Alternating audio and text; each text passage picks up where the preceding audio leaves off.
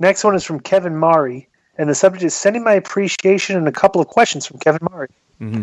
To the crew of Keep It 100, hello. Day one listener here. First time writing in. First of all, I'd like to thank all of you for having me and my fellow Patreon members, Mike Durbin and Carlos Hernandez, to be a part of one of your roundtable discussions. Also, this guy, he was on the show. He was the roundtable guy. Okay. Last week, yeah. It was an honor for me to be amongst podcasting royalty like the Superior One, the great and legendary Konnan, and one of the top producers and entrepreneurs in podcasting, Joe Feeney. Since I was in the presence of legends... I'm going to let that go by. So, wait a minute. Well, you could do this one, too, because I think he's talking about Joe.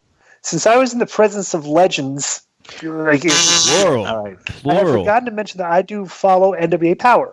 I'm a fan of Ricky Starks, Thunder Rosa, and Zicky Dice. Konnan and the Almighty Superior One. Have you seen their work? Have you worked with any of them in the past? To show my appreciation, I'd like to submit this piece of art an up-and-coming artist. The artist's name is Vince Russo. Thank you for all the entertainment you provided us and all your years in wrestling on the show. Respectfully, Kevin Mari, a.k.a. Kamari. And he actually wrote a picture. Is this Vince's paint? Did he buy this from Vince? Wait a minute. I just opened it up. Yeah. Yeah. Is that a picture? Vince, wait, what does it say? Thank you. Wait. Yeah, I don't think... Show my appreciation. I would like to submit this piece of art of an up-and-coming artist.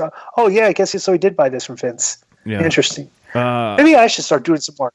Cody, should I start doing art? 1,000%. I like how he doesn't even sign it. He just puts Vince. I've seen Thunder Rosa work. I've not seen Ricky Starks and Zicky Dice. Thunder Rosa's pretty good. What about Ricky Starks and Zicky Dice? You know anything about these, Konnan? I worked with Ricky Starks in Aero Lucha, and I thought he had charisma. He just needed to. Work with better guys. Right. I worked with Thunder Rosa. Everybody needs this. Yeah, she's come a long way. She's come a long way. I like that show. I like NWA Powerrr because I like what they're doing with Eli Drake and Jim Storm. Okay, that's a good little dynamic there, and they both cut good promos, especially Eli. I like Zicky Dice is hilarious. Okay, I like the Rock and Roll Express. They're over. I like Eddie Kingston. I like everything they're doing with the girls, Sienna, Melina, this girl, Thunder Rosa. They've got a good show. It's a good show. While we're on that, let me hang on. Let me read you this one because it's also about NWA. Right. It's from Hawk Jacket, and the subject is current NWA television title. I'm not sure if any of you keep up with NWA Powerrr, not a typo, because he spells it with the 3 R's. But they introduced the NWA television title to the program, and they've established some criteria to make the belt different. The matches are all 6 minutes and 5 seconds, paying homage to the start time. And if the holder of the belt beats 7 people in a row, they get a world title shot. Here's my question. Do you feel that the title diminishes their NWA National Championship, their original secondary title, or that matches are too short? Whether you guys are familiar with the program or not, I would like your thoughts on it. Thanks in advance. That, to me, sounds like a good idea. If the belts are unique in the way they treat them, so I don't think it diminishes at all, especially if this belt has specific guidelines, I never really thought of doing it that way. That's an actually interesting little, it's kind of like a video game type of thing. Like if you win 7 in a row, you get a world title. I don't know. That's creative. I'll give it a thumbs up. I like it. What do you think?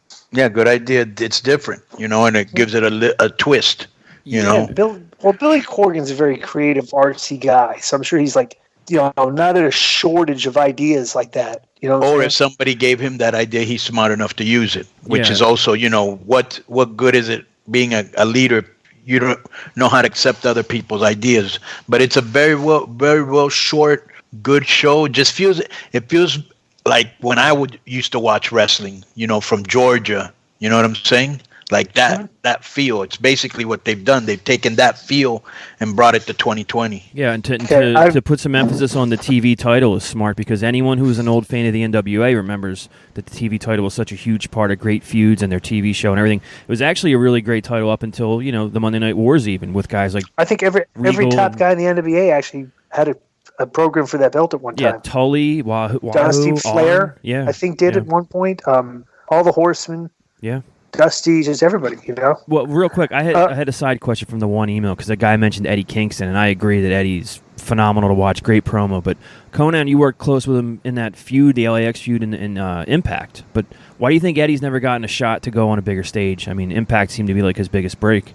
I don't know. I'd never met Eddie Kingston before till I got to Impact, and when talking to management, maybe they felt he was a little difficult to work with on some things, and so I don't know, that could have been it, But the guy's mega talented, super talented, and great on the mic and believable, and so when he's doing his thing over there in NWA Pro, I'm glad Homicide's there too. Yeah. And I also like the other guy that comes out. The guy used to be in WWE.